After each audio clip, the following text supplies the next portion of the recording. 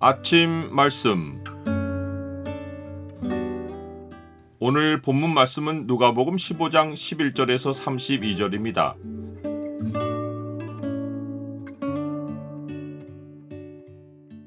죄인이 돌아온 그 사실로 하나님은 행복하시다. 오늘 본문을 소망의 창으로 보면 회개한 하나님 백성에게 보여야 할 마땅한 태도가 무엇인지가 보입니다. 소망의 창을 보여주는 구절은 15장 32절입니다. 이 내 동생은 죽었다가 살아났으며 내가 잃었다가 얻었기로 우리가 즐거워하고 기뻐하는 것이 마땅하다 하니라.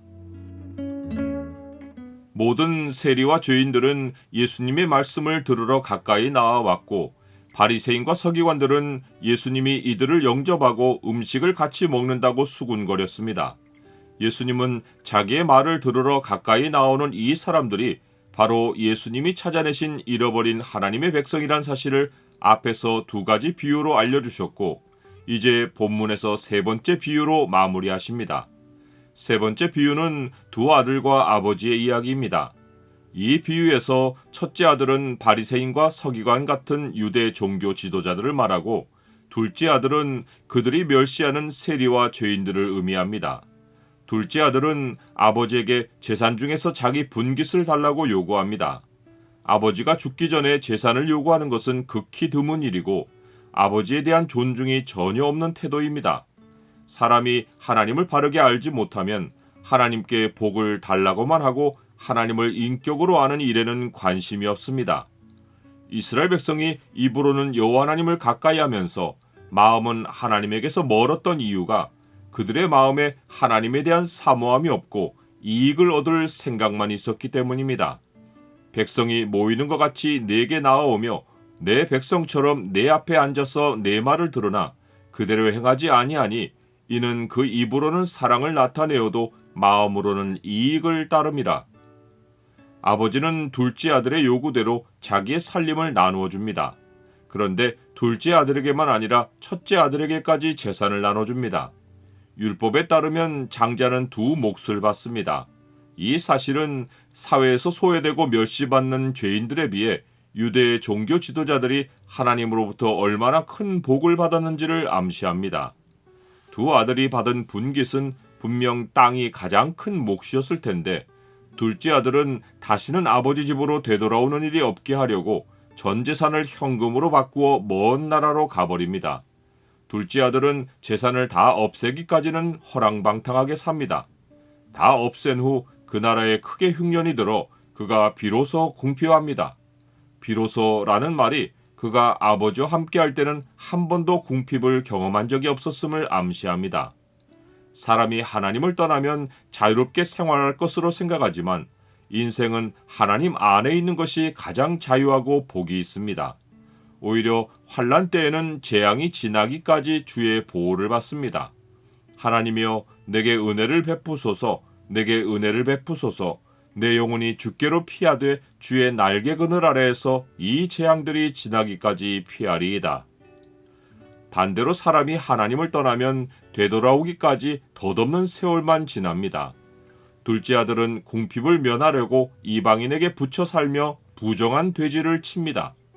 그는 돼지를 치면서도 사람들의 인색함으로 인하여 돼지가 먹는 쥐염 열매로 배를 채우지 못합니다. 구걸에도 주는 이가 없습니다. 육체는 배고픔에 피폐하고 영은 더러워집니다. 그는 후회하며 인생의 밑바닥에서 아버지를 떠올립니다. 아버지께로 돌아가는 것만이 살 길이라는 결론을 얻습니다. 그는 하늘과 아버지께 죄 지은 것을 깨닫고 아버지께 어떤 말을 할지 마음으로 연습하고는 일어나 아버지께로 돌아갑니다. 그런데 하나님을 향해 일어나는 순간이 인생이 소생하는 시작점입니다. 사람이 하나님께 등을 돌려 멀리해도 하나님은 돌아선 그 사람을 주목하며 돌이키기만 기다리십니다. 아직도 거리가 먼데 아버지는 아들을 알아보고 측은히 여겨 달려가 기쁘게 맞이합니다. 아들은 자기 인생만 주목하고 살았지만 아버지는 아들에게 눈을 고정하고 기다렸습니다. 아버지는 아들이 수없이 마음으로 연습했을 죄의 고백에 크게 마음을 두지 않고 아들이 돌아왔다는 그 사실로 행복해하며 아들의 신분을 회복해주고 잔치를 벌입니다.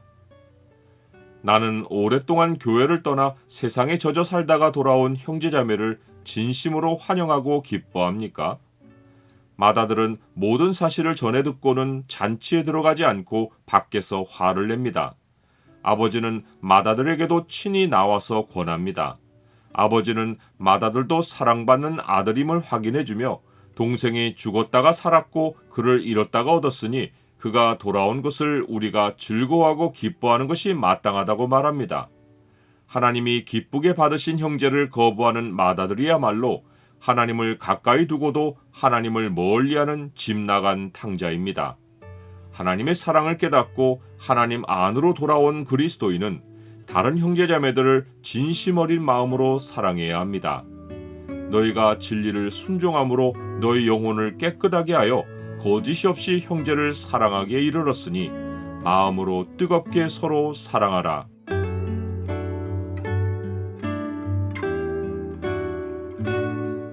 주님, 생명의 근원이신 주를 떠나 세상을 향하는 것이 사망을 당하는 길입니다.